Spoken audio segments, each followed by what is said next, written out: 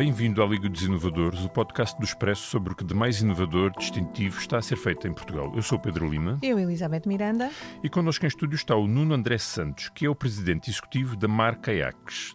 Dito assim, talvez poucos conheçam a marca, mas Mar Kayaks é acrónimo de Manuel Alberto Ramos. O Nelo, não é? O Nelo, antigo atleta, primeiro campeão nacional de canoagem e fundador da Nelo Kayaks, o nome comercial da empresa, que entretanto passou a gestão aqui para o André. A Nelo começou numa pequena oficina em Vila do Conde, onde o Manuel Ramos fabricava os seus próprios caiaques, não é? E entretanto a paixão transformou-se em negócio. Exatamente, e hoje a Nelo é uma das empresas de referência mundial em canoas e caiaques de alto desempenho. É fornecedora das principais seleções olímpicas e tem no palmarés o facto de estar associada a várias dezenas de medalhas olímpicas na canoagem. Mas antes de passarmos ao André, Elizabeth, queria só uma curiosidade. Alguma vez andaste de canoa, de caiaque? Alguma história que tenhas para contar? Eu não, mas vejo pela tua pergunta desafiadora que tens para aí uma história. Não é? Só tive uma experiência, não correu assim muito bem, foi já há bastantes anos e basicamente a canoa começou a meter água, não sei muito bem explicar o que aconteceu, o fundo estava furado e aquilo foi terrível. Fiquei em último lugar mais um amigo, mas tentámos remar, não andávamos para a frente nem para trás água. E metemos completamente água, fomos resgatados e nunca mais voltei a experimentar. Mas se calhar com esta conversa que vamos ter agora com o André, talvez volte a ganhar essa vontade. Mas vamos então passar ao André, que madrugou para vir de Vila do Conde para os nossos estúdios aqui em Paços de Arcos.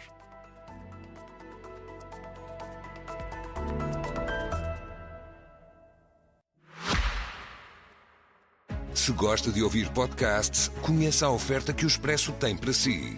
Da política à economia, ciência e cultura, passando pelo desporto. Entrevistas marcantes, análises e perspectivas que fazem a diferença.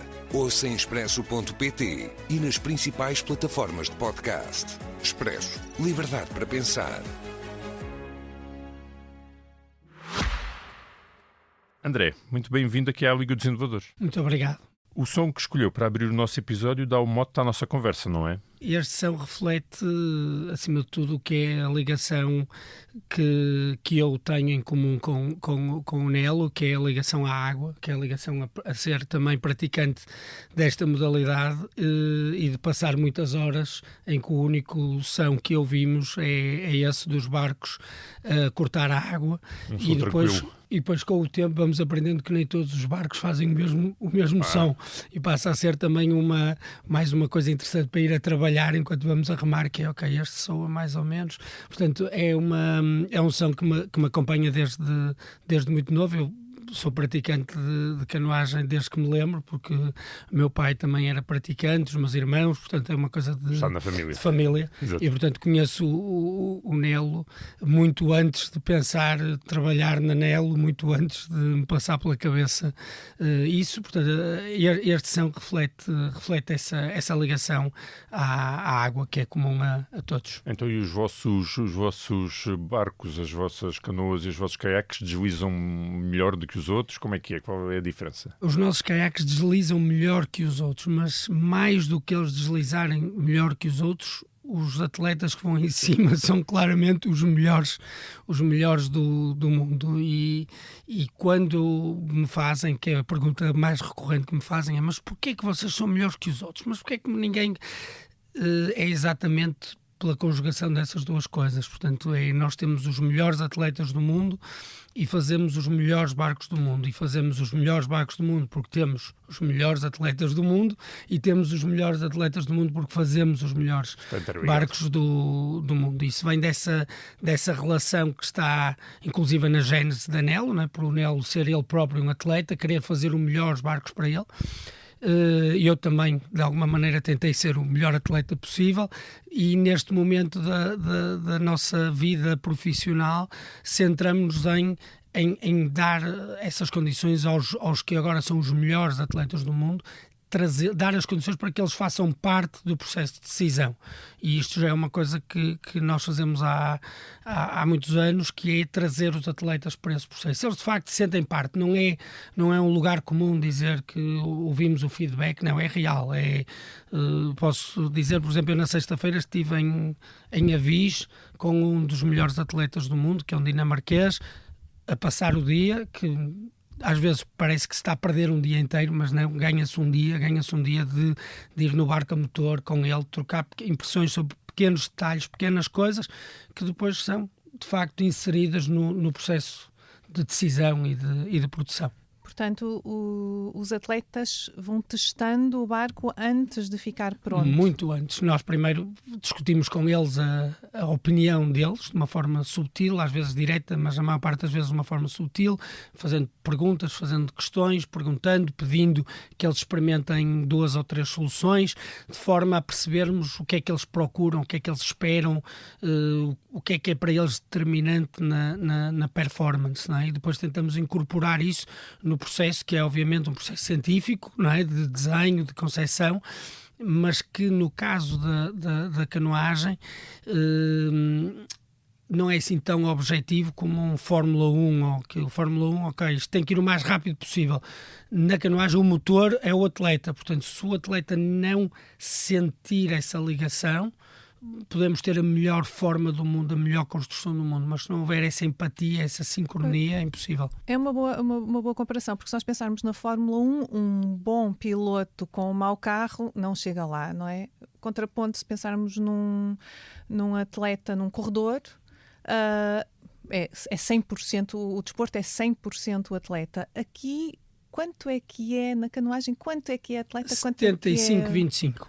75 atleta, 25 canoas, o equipamento. Eu não vou dizer, canoas ou caiaques, eu não vou dizer necessariamente que esses 25 vêm da qualidade ou não. Vêm, acima de tudo, da capacidade que ele tenha de confiar 100% que aquele é o equipamento certo, que aquela ligação, e que permite que ele se exprima no máximo do seu potencial, não é?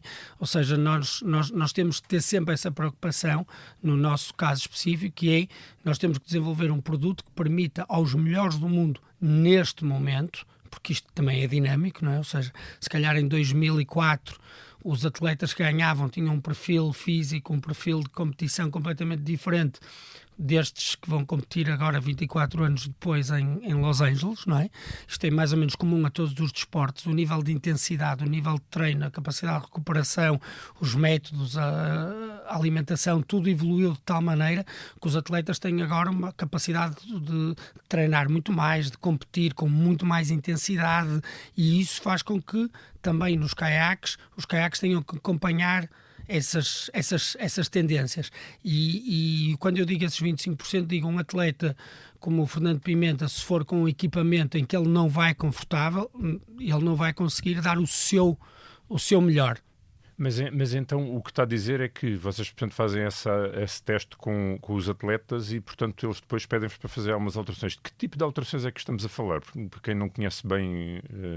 Portanto, traduzindo de uma forma assim simplista, o que nós, acima de tudo, trabalhamos é na questão da estabilidade. Essa é mais ou menos também fácil de perceber. Portanto, os atletas, para fazer aquela força toda, querem, dentro do que é, obviamente, ter um barco performante, ter a capacidade de não sentir desequilíbrios, e outra coisa é o outro tipo de estabilidade, que tem mais a ver com a estabilidade do movimento. Okay? Portanto, quando os atletas procuram isso, nós podemos introduzir algumas alterações, nomeadamente no que diz respeito aos ângulos de ataque da proa e da ré, depois pormenores que já são mais fáceis de configurar, como a altura deles dentro do barco. Portanto, existem sempre...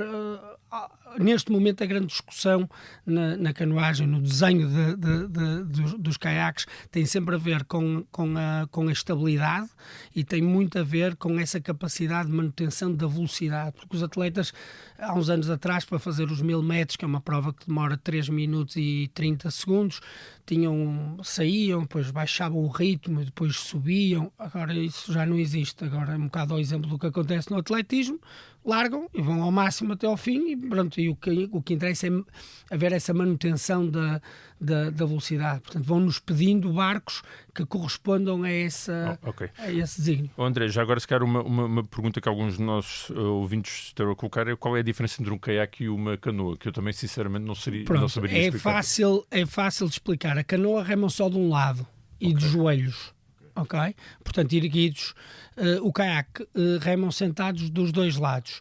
Para as pessoas identificarem visualmente, os caiaques têm origem nos esquimós, portanto são aqueles caiaques fechados para ir caçar focas, e as canoas têm muito mais a ver com o que se via na América, o que se vê na Ásia, portanto aquelas canoas em que eles vão e remam alternadamente de um lado e do outro. Depois há vários tipos, há as havaianas, há as polinésias, há as mais asiáticas, há dos nativos americanos, portanto tudo isso vem dessas duas formas de gênese da canoagem. Há o caiaque e a canoa, que nunca comunicaram até agora. E ambos fazem parte da modalidade de canoagem. Exatamente. Não é? E depois o remo, então? No que é que se distingue o remo da canoagem? Já é bastante diferente, porque andam para trás. Remam para trás. Não há uma maneira bonita de dizer isto, mas é assim. É uma modalidade que é nossa prima, afastada da canoagem, embora o Nel também produza barcos de remo. Agora já não vou vender mais nenhum em Portugal, depois de ter dito isto, mas remam para trás. Portanto, o remo tem os remos estão fixos e os atletas fazem um movimento e o barco desloca-se, portanto, no sentido oposto ao movimento do atleta. Portanto, há sempre aquele mais famoso do Oxford-Cambridge, não é? Depois tem muitas coisas em comum, tem em comum a distância, tem em comum nos Jogos Olímpicos, coincidimos sempre, obviamente, nos mesmos locais, tem de terem barcos de 1, de 2 e de 4, e nós também, eles depois têm ainda o de 8, nós não temos, mas é uma modalidade que tem muitos pontos de contacto, mas ao mesmo tempo, não. Qual é que é o desenvolvimento tecnológico mais relevante que se deu nos últimos anos? Estou a assumir que os materiais que se usam num caiaque, numa canoa, num remo, são mais ou menos os mesmos, não sei. Sim, mas eu vou tentar descrever dois momentos muito importantes. Um é o fim da madeira, não é? Ou seja, durante muitos anos os construtores de madeira, nomeadamente os dinamarqueses, suíços, ingleses, produziam os barcos em madeira. Okay? Que era uma marca mais famosa, que entretanto a Nel comprou essa marca, que era a Struer, e portanto no final a última medalha de ouro de barcos de madeira foi em 1996. Portanto, a partir daí deu-se uma mudança tecnológica muito grande para os compósitos. E depois, ao mesmo tempo, em 2000, após os Jogos Olímpicos de 2000, mas um pouco antes, o Nel desenhou um caiaque que contornava as regras, que tinham isto é um bocadinho difícil de explicar só com som, mas havia uma medida mínima, uma largura mínima. E o que o Nel se lembrou foi de contornar as regras subindo a altura da largura, ou seja, não havia nenhuma medida que definisse a altura mínima dessa largura mínima. Então, basicamente, surgiram dois cornos nos barcos que faziam cumprir essa largura mínima. E como os barcos ficaram tão ridículos, porque os barcos começaram a ter a forma como têm agora, mas tinham ali dois emplastros só para cumprir a regra, então após os Jogos Olímpicos de 2000, a Federação Internacional alterou as regras para isso sair. Portanto, essas foram as duas grandes alterações, porque a partir daí deixou de haver essa medida mínima e passamos a ter estes barcos mais fusiformes como temos agora. E, portanto, o material naturalmente conta no desenvolvimento do produto. Mas o facto de estarmos em Portugal, de Portugal ter condições para a prática, para o treino, é também uma mais-valia da vossa empresa? É porque nos permite manter essa relação de grande proximidade com os atletas e felizmente essa realidade até dos próprios atletas portugueses também mudou, não é a mesma de quando eu e o Nel remávamos. Portanto, agora temos uma equipa nacional de altíssimo nível que nos permite também ter esse contacto ainda mais próximo que o que tínhamos antes, mas ainda assim continuamos a ter muitas equipas internacionais a treinar em Portugal, que nos dá acesso a esses atletas. Vocês têm centros de treino de norte a sul, não é? Sim, estamos a continuar nessa luta de expandir. Isto começou com o objetivo de ter cá os atletas para testar e com um objetivo de mostrar a esses atletas nessa altura que Portugal era um país desenvolvido. Ou seja, nós nessa altura sentíamos mais a necessidade de ter que trazer cá os atletas para nos visitarem a fábrica, visitarem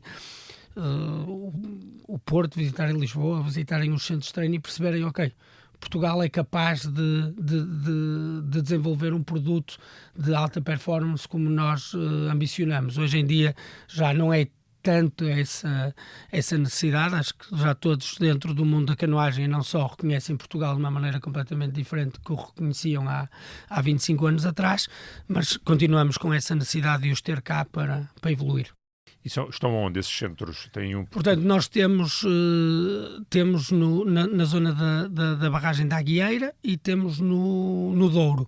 Depois existem alguns, não necessariamente a tempo inteiro connosco, mas onde as equipas treinam, como por exemplo disse agora, este tem em Avis, tem também Vila Nova de Mil Fontes, tem no Riarado. Portanto, existem depois outros que não são geridos por nós, mas que nós também vamos acompanhando e apoiando logisticamente com as embarcações. Portanto, em termos práticos, imagino que eu sou uma atleta, que não sou, mas que eu ou a minha federação, ou aqui o Pedro, que quer uma canoa sem furos. A vingança. Exato. para não meter água. Contacto-vos, faço uma encomenda. Como é que depois o processo se desenrola? Portanto, nós trabalhamos apenas por encomenda. Portanto, nós normalmente temos uma série de agentes pelo mundo inteiro, portanto, que são os nossos representantes que vendem os nossos caiaques. Em Portugal somos nós próprios que lidamos com esse processo. O mundo da canoagem é tão pequenino, no sentido, ou seja, do global, que provavelmente para mim seria fácil identificar quem é que era a federação, para quem é que era apoiar, inclusive no processo de decisão e de escolha, porque é uma das partes que eu considero que nós também temos uma grande mais-valia, que é essa capacidade de ter todo esse conhecimento acumulado destes anos todos e conseguir direcionar os atletas e as federações a fazer os investimentos corretos, certos, em termos do que é o seu equipamento. Depois temos, obviamente, os clientes individuais, normalmente os mais novos, que se entusiasmam mais e pedem uns desenhos especiais e assim uns desafios maiores para nós, mas também nesses casos nós temos já todo o processo de encomenda, desde a concepção do desenho, ou seja, se a pessoa não sabe que desenho é que quer, mas olha, eu gosto muito destas sapatilhas, nós temos uma equipa de designers que é capaz de lhe preparar um desenho, apresentar-lhe uma solução, ele compra essa solução e depois encomenda ao barco já com essa solução de desenho, além de todas as ferramentas de apoio à escolha do modelo, do primeiro modelo, depois o tamanho e depois todos os componentes que vão no barco. Portanto, é uma coisa que nós temos bastante bem trabalhada. E se eu quiser comprar um caiaque, individual, quiser comprar um caiaque ou uma canoa de anel, tenho essa possibilidade de ir a uma loja, comprar diretamente? Como é que é? Não, loja física não, mas em Portugal é relativamente fácil experimentar. Aliás, aqui bem perto, aqui em Oeiras, é possível experimentar quase todos os nossos modelos, que é sempre o primeiro passo para qualquer pessoa que tenha dúvidas. Será que eu sou capaz? Será que vale a pena? Como é que eu começo? É, obviamente, o experimentar é sempre a primeira. Nós temos barcos que eu costumo dizer que são completamente à prova de nabos, ou seja, aquilo não pode virar, é impossível. Mas obviamente que também percebemos que a canoagem, o perfil do cliente particular, como está a descrever, está muito bem traçado. É alguém entre os 35 e os 50 anos, que já fez outros desportos e que agora procura uma atividade ao ar livre e que queira, acima de tudo, melhorar Ou seja, nós sentimos isso. É um público difícil nesse aspecto, porque quer melhorar. Ou seja, não se conforma com o primeiro barco que experimentou, porque diz, não, mas este vai ser demasiado fácil, eu já quero um passo à frente, e quer manter sempre as suas escolhas em aberto para o futuro, portanto, de ir trocando o barco, que é uma coisa que nós também em Portugal fazemos muito, porque exatamente para acompanhar esse processo de evolução. Mas sim, temos essa relação, principalmente em Portugal, porque é a que eu posso aferir na primeira pessoa, temos essa relação muito próxima também do cliente individual, ou seja, não estamos tão longe das pessoas como já tivemos. Acho que agora temos uma relação mais... No processo de crescimento, se calhar afastamos um bocadinho mais de Portugal. Acho que foi importante para todos, foi importante para Portugal, foi importante para nós, porque era importante não ouvirmos tudo o que nos diziam e tentarmos encontrar o nosso caminho, não é? Mas havia alguém que lhes dissesse coisas que não... Não, acho que Mas estava muito focado há 600 anos atrás, não, há 600 não, mas há 500 anos atrás, se falava do velho do Restelo, ele continua a existir, não é? Ou seja, era muito fácil. Eu posso lhe confidenciar, e nenhum deles vai levar a mal, porque temos uma boa relação com todos, mas em 96 e em 2000, a Nelo já ganhava medalhas nos Jogos Olímpicos. Nenhum atleta português nessa altura remava com barcos Nelo. Ok. É um exemplo. E temos ótima relação com todos eles e somos todos amigos e fazemos todos parte da mesma família. Mas eles não foram os primeiros a acreditar no Nelo. Depois esta segunda geração do Emanuel Silva, do Fernando Pimenta, todos esses sim já foram muito mais já do lado de cá, mas também já era mais fácil para eles tomar esse lado. Portanto, os portugueses duvidam de si próprios, não é? De uma maneira geral, é o que eu digo. Obviamente há exceções. Temos o Rui Câncio, que é agora o selecionador nacional de maratona, que foi dos primeiros, mas também porque tinha menos responsabilidade, não é? E abraçou o projeto desde o início. Mas eu também era um bocado marreta, portanto era mais fácil para mim abraçar este projeto. Mas isto para dizer que num determinado momento nós afastamos-nos mais de Portugal e não ouvimos tanto e dissemos, não, nós temos que ser arrogantes o suficiente para achar que somos bons o suficiente para termos o nosso valor reconhecido e não precisamos da aprovação dos portugueses. Agora, continuamos a não precisar, mas gostamos muito de a ter e por isso temos essa relação próxima, quer com a equipa nacional, como falei, mas também com o cliente português, que é um cliente que obviamente provavelmente muito mais exigente do que os estrangeiros, mas que nós agora temos outro tipo de maturidade para lidar com Portanto, isso. é uma mentalidade que, apesar de tudo, tem vindo a mudar para melhor, não é?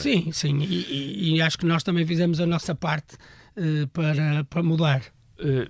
Havia uma outra questão que gostava de lhe perguntar, é quantas pessoas estimam que andem em caiaques, em canoas em Portugal? Temos muita gente a praticar, podia haver muito mais. Portugal, de facto, é um país com boas condições climatéricas. Sim, nós temos muita gente a praticar no que é a canoagem de competição. Portanto, a nossa federação tem números bons para o que é a canoagem. Eu acho que continuamos bastante aquém do que poderia ser em termos de competição, mas em linha com os outros países, ou seja, falando do caso da Hungria, que é o líder mundial na canoagem, nós temos mais ou menos o mesmo número de federados que eles. Temos um quinto dos federados de Espanha, que tem 5 vezes mais pessoas. Portanto, estamos em linha. Acho que podíamos ser mais ambiciosos, porque temos, de facto, as condições e os planos de água e o clima para termos muito mais. No que diz respeito à canoagem de lazer, estamos muito, muito aquém. É uma questão de mentalidade. Há aqui 3 questões importantes. Eu vou tentar ser rápido, mas perco-me aqui um bocadinho. Mas sendo muito rápido, primeiro, não tínhamos barcos para isso, porque no caso do Pedro, o barco metia água. Portanto, esse foi um problema que nós, a partir de uma certa altura, decidimos resolver e já resolvemos. Ou seja, há barcos para todos os níveis.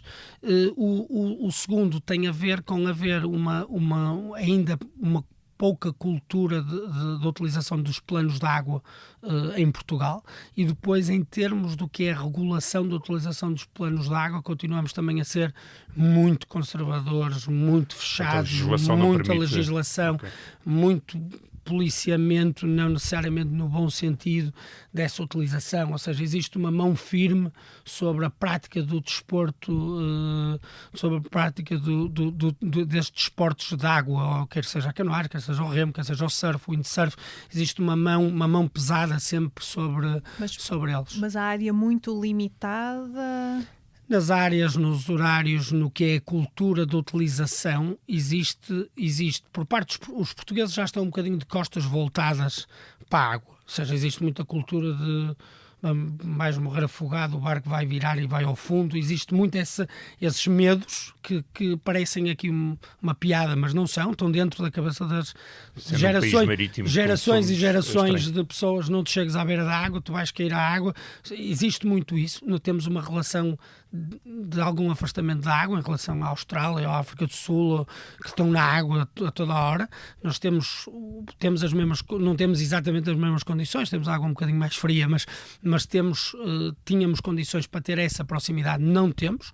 E depois também a nossa legislação e as nossas autoridades refletem exatamente essa mentalidade. Portanto, temos medo da água? Eu acho que temos ainda algum receio, acho que tem mudado muitíssimo. Eu também faço surf desde miúdo. A canoagem e o surf no Porto nascem muito juntos, ou seja, muitas menos pessoas faziam as duas modalidades. E eu lembro eram 20 ou 30, quer dizer, nos anos 80, início dos anos 80, éramos 20 ou 30, e agora são centenas e milhares, para não dizer milhares de praticantes, quer no Porto, quer em Lisboa, sendo que em Lisboa começou mais cedo, mas isso mudou muito, mas continuo a achar que ainda não é uma mudança que esteja culturalmente 100% aceito. Ou seja, alguém que faz surf ou que faz canoagem, ainda os avós metem as mãos à cabeça, oh meu Deus, porque é que ele não foi antes para o xadrez ou para uma coisa mais segura, não é? Ainda existe muito essa, e por isso é que também ainda não chegamos, mas é um processo, não é o erro de ninguém, não é culpa de ninguém, é um processo que eu acho que vai demorar algumas gerações a mudar, mas acho que Portugal tem todas as condições, mesmo em termos desportivos, para ser uma das melhores nações do mundo em tudo o que tem a ver com água, quer seja no remo, na canoagem, na vela, no surf. Nós temos mesmo tanto de costas voltadas, temos essa habilidade, é algo que está em nós. Somos o país de marinheiros, não é? Apesar de haver muito poucos marinheiros. Exatamente, mas podemos nos comparar com a Nova Zelândia, que é um país que também não tem uma população muito grande, mas é um país mais virado para a água que nós e consegue ser dos melhores do mundo na vela, na canoagem, no remo, e acho que Portugal tem essa capacidade poderia ser esse país também. André, quantas embarcações fazem por ano e quantas ficam em Portugal? Quantas são para exportação? Para Portugal fica pouco. Eu penso que Portugal neste momento deve representar cerca de 2 a 3% das nossas vendas, que rondam as 3 mil embarcações por ano. 2 a 3 mil. Sim, 3 mil. E as medalhas dão-vos prestígio, mas este é um negócio que dá dinheiro, efetivamente? Ou...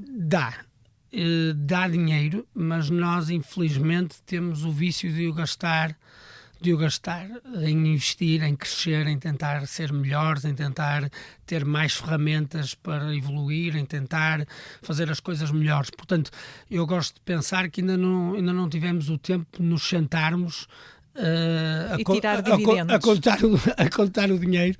Ainda continuamos e nisso eu tenho que dar o mérito ao Manuel Ramos, que é de facto uma pessoa super intranquila no bom sentido da palavra e que me vai sempre apresentando mais um desafio e agora e se fizéssemos isto e se investíssemos nisso e se mudássemos este processo e se fôssemos por este caminho e portanto temos sempre essa ambição de continuar a crescer, voltando atrás, porque se quisermos ser um desporto de referência em Portugal, e não só, mas especialmente em Portugal, eu sinto que nós temos essa responsabilidade de ser um bocadinho o motor desse crescimento. Mas o que é quando diz isto, melhorar isto, que inovações podem ser estas? Este é um trabalho ainda, sobretudo, manual, não é? É um trabalho manual, mas que muitas vezes posso dar 2 ou 3 exemplos.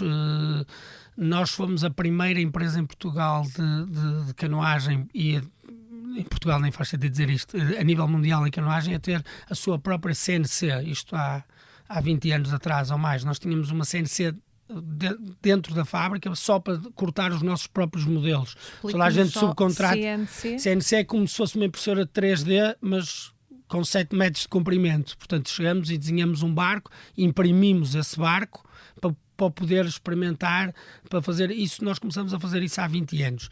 Depois nós começamos a introduzir na canoagem, por causa deste desejo especial dos atletas quererem os desenhos especiais, e introduzimos nos nossos procedimentos estufas ao nível do melhor que se usa na indústria automóvel, para fazermos todas essas pinturas, todas essas coisas. Agora estamos a mudar para a tecnologia dos pré-impregnados, que tem outros desafios tecnológicos. Temos também a rotomoldagem, que é provavelmente nos barcos em que o Pedro andou, que são aqueles de plástico, que têm assim mais que normalmente se aluga nas praias, portanto, aqueles mais pesadões, que têm à venda no supermercado. Assim. Fajutas. Pronto, mas que são ferramentas essenciais para esse primeiro contacto.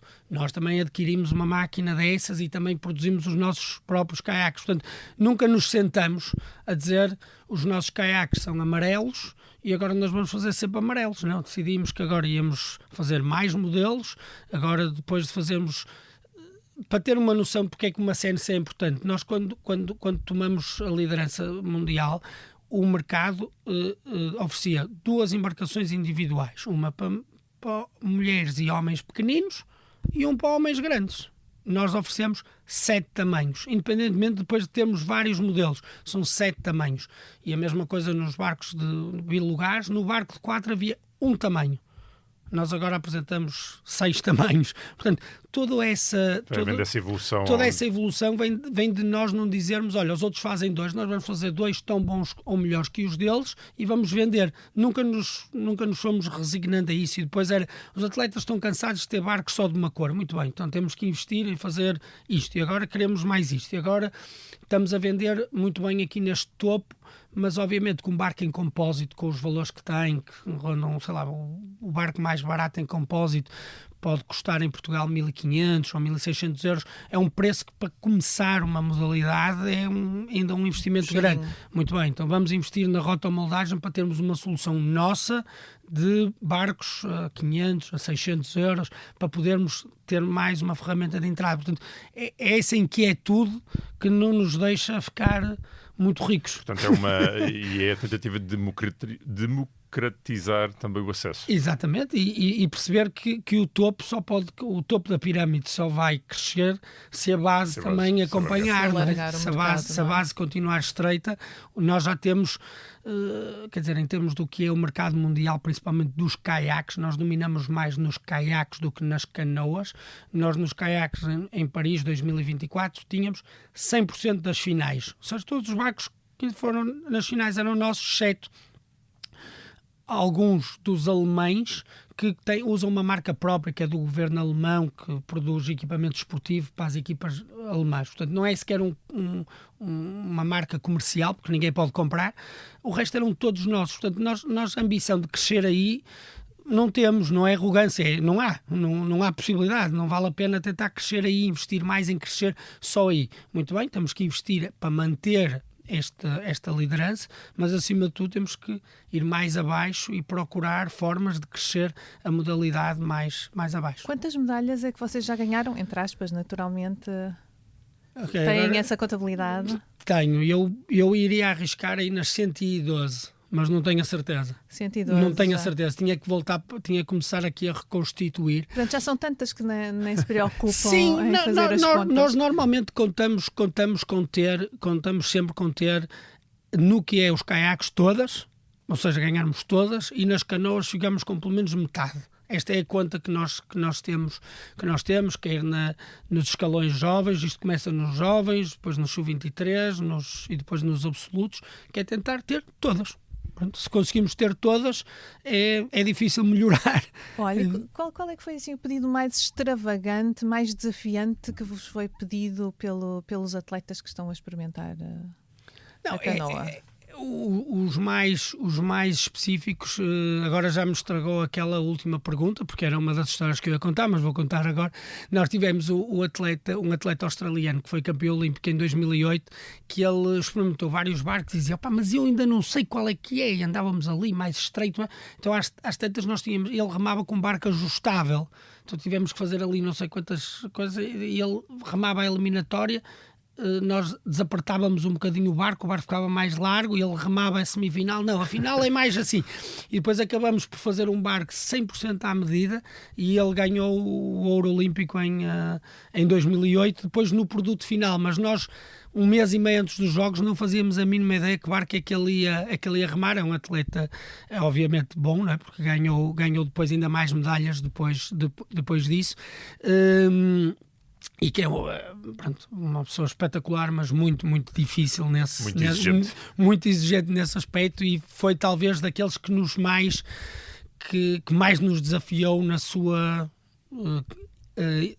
na sua inquietude de dizer ainda não está, ainda é mais 2 milímetros, ainda é mais isto, ainda é mais aquilo, e depois no fim ele fez o que tinha a fazer e nós dissemos, ok, valeu a pena o esforço e o percurso para chegar a este momento. E troca-se de barco de quanto em quanto tempo, os atletas? Os atletas de topo trocam de barco todos os anos. Eles todos os anos querem um barco novo para competir. Se precisam, não precisam. Até porque há atletas mais conservadores que guardam o mesmo barco. Por exemplo, havia uma dupla húngara que ganhou em 2004 e em 2012 sempre com o mesmo barco. Ganharam em 2004, em 2008, em 2012 e competiram sempre com o mesmo barco. Ou seja, o barco durou muitos anos. Portanto, vem muito de cada um. Mas normalmente a regra é mudarem todos os anos. E o que é que fazem com os antigos? Levantam problema de sustentabilidade? Não, os barcos não, porque os barcos depois continuam a ser utilizados, depois ou ficam para treino e depois eles eventualmente vendem e depois essa pessoa que compra já vai usar durante não sei quantos anos, e os clubes competem, e mesmo algumas seleções nacionais muitas vezes aparecem nas provas com barcos com 20 anos. É comum haver barcos com 15, 16, 17 anos ainda a competir nos campeonatos do mundo. Portanto, ainda não se põe essa questão da sustentabilidade, portanto, do fim de vida dos caiaques. Tem uma vida muito, muito alargada. Dá para reutilizar. Se calhar alguns até são leiloados, não é? Por terem... Sim, temos muitos temos aqui no Comitê Olímpico em Portugal, temos em vários comitês olímpicos internacionais de diferentes países que têm os caiaques mais emblemáticos. Por exemplo, esse que falamos do atleta australiano está na sede da Australian Institute of Sport, está pendurado o caiaque dele. Portanto, existe depois quanto mais não seja, esse fim de vida está garantido. Está garantido. Exatamente. André, já falámos aqui na vossa empresa, que foi criada em 1978, e o André está há quanto tempo na NEL? Desde 2000, portanto há 26 anos. Vai fazer 26, sim. E foi promovido a presidente executivo? Não sei quando é que isso aconteceu. Isso foi acontecendo. Portanto, eu tive uma breve... portanto, eu sou economista portanto, licenciado em Economia, e trabalhava na banca. E não vou estar a dizer os nomes, mas trabalhava num banco, depois foi comprado por outro, e quando houve essa compra eu fui para um sítio menos interessante que o que estava.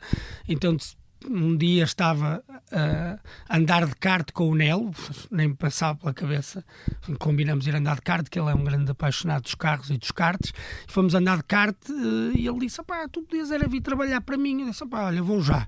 E pronto, e fui, e na altura éramos muito poucos, éramos 28 pessoas, e talvez 3 ou 4 no escritório, e na altura era mais na parte comercial, no contacto com o estrangeiro, começar um pouco a olhar para o negócio como um todo, e depois a partir daí as coisas foram ocorrendo. Portanto, não houve nenhum momento onde foi decidido que a partir de agora tu tens este cargo. Fui simplesmente, como não havia nada, não havia nada no sentido, não havia uma grande estrutura, eu fui assumindo os diferentes os diferentes pelouros por aí fora, até depois ter todos. O facto de ser também consumidor, o praticante da modalidade, faz diferença na qualidade do produto, não é? Tem a sua história, a história do Nelo. Sim, e muito mais outros funcionários que trabalham connosco que têm essa ligação. Nós temos muitos funcionários de Vila do Conde, não é? Obviamente, onde nós estamos, e que praticaram, os filhos praticam a modalidade, portanto, e essa proximidade. Portanto, a nossa equipa que viaja, portanto, a equipa que vai dar serviço às provas e assim, eu se calhar tenho que puxar aqui pela cabeça para pensar num que não tenha remado ou não reme. Quase todos eles remaram ou ainda remam, ou seja, têm uma ligação muito forte à modalidade. Portanto, nós partilhamos entre todos essa paixão, não é? E obviamente que é muito mais fácil perceber de alguma coisa quando somos nós próprios portanto, praticantes, e passamos ali muitas horas, não é? Lá está, passamos muitas horas a ouvir aquele som que começamos aqui. Então, já que fala no som com que abrimos o programa, gosta mais de andar na água ou estar no escritório, na estrada ou na fábrica? Eu agora gosto muito de estar na fábrica, gosto muito de estar na água, mas a canoagem, como todos os desportos, é bastante honesto. Ou seja, o que é que isto quer dizer? Que eu agora já não sou tão bom, nem nada que se pareça com o que já fui, e por isso, não é que eu tenha sido muito, por isso ainda é pior. Ou seja, este não sentirmos que estamos tão bem como estivemos antes, que não é tão fácil, que não é tão confortável, por um lado, às vezes afasta-me um bocadinho disso. Por isso agora entretenho-me muito mais em introduzir outras pessoas à modalidade. E temos um projeto muito giro no Porto com uma escola de canoagem, onde só temos adultos, não é um clube no sentido da formação, é uma formação de adultos, e por isso sinto-me muito mais confortável a remar a esse nível, a um nível, portanto, mais de os apresentar ao desporto, de os pôr a remar, de ver a reação, de perceber as dificuldades, do que propriamente continuar com uma veia muito competitiva. E guardo essa veia competitiva para a fábrica, e de estar no chão da fábrica, e é parte do meu trabalho que eu mais gosto, talvez a par com estar nas competições internacionais e ver os nossos barcos ganhar, também é uma parte importante. Vocês vão às competições internacionais e seguem os clientes? Nós vamos a todas as competições internacionais com uma equipa de serviço, que já é uma equipa de serviço a sério. Portanto, normalmente nestas competições maiores, normalmente somos 10, 12 pessoas que fazem o serviço de manutenção e de afinação dos caiaques de praticamente todas as equipas. Portanto, é um trabalho muito intenso, é como... Lá está, voltando ao exemplo da Fórmula 1, é as boxes, não é? As pessoas vão lá antes da prova e dizem: olha, estou aqui com este problema, estou aqui com aquele problema, e a nossa equipa vai resolvendo todos esses problemas, afinando tudo, pondo tudo a 100%, para eles depois competirem nas melhores condições, e para nós é um orgulho muito grande termos esse respeito por parte dos atletas, que muitas vezes têm depois uma relação de amizade com o staff, porque vão desenvolvendo esta relação também de confiança, de depositarem neles ali uma parte importante do sucesso deles, e momentos de grande tensão, e momentos de grande alegria, às vezes de grande tristeza, e nós gostamos de sentir que somos parte desses momentos para os atletas, e isso é uma coisa que também me satisfaz bastante. E nós que estamos a ver as transmissões, conseguimos distinguir que aqueles caiaques são da Nel por alguma questão distintiva? É fácil. Se vir assim uma coisa muito estranha, é o que não é o nosso. Pronto, é assim, obviamente que chega um momento onde é difícil depois distinguir, porque depois todos vão convergindo numa mesma direção. Mas normalmente o nosso logotipo funciona muito bem. Mesmo havendo restrições ao tamanho, é um logotipo que salta bem à vista. Exatamente.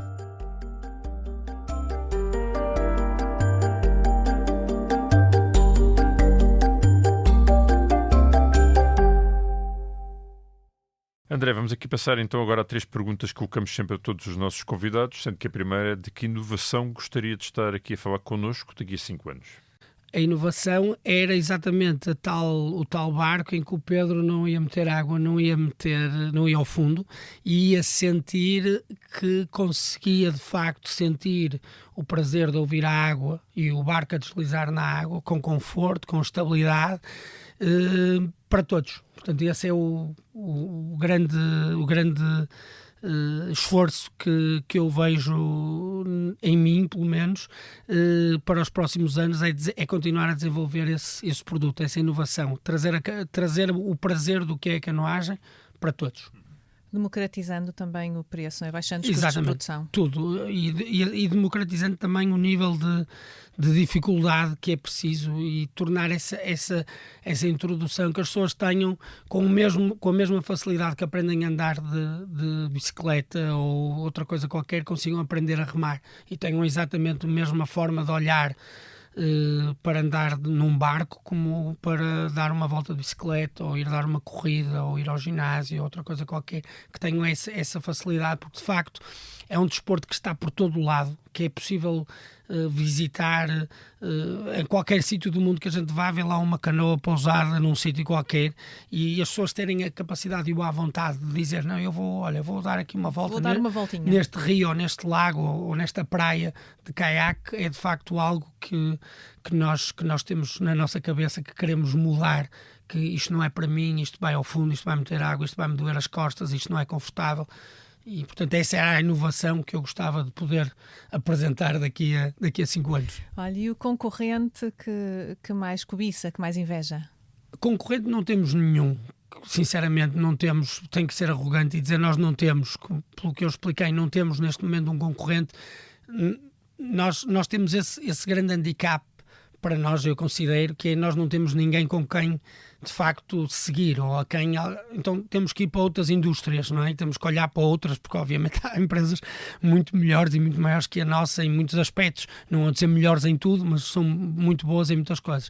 E eu normalmente gosto de pensar que a minha maior inspiração, e não é só minha, é a Nike, por tudo o que transmite em termos de vitória. É quase impossível nós pensarmos naquilo e não pensarmos na vitória, inclusive o nome vem daí, não é? Mas é de facto uma marca que tomou num determinado momento uma opção muito clara de se associar ao sucesso, e que tem conseguido fazer com que os marretas como eu, vestindo uma camisola, pensem que também vão conseguir esse sucesso. E isso é incrível. Acho que é de facto uma marca que tem essa capacidade. Existem muitas outras marcas com produtos extraordinários, mas eles têm essa capacidade das pessoas vestirem aquilo e como se fosse um fato de superpoder. E eu gosto de pensar que nós ambicionamos a conseguir fazer isso a todos os níveis, que as pessoas, quando vão num equipamento nosso, sintam que têm uma vantagem, que têm uma coisa, um equipamento feito para eles, feito à medida deles,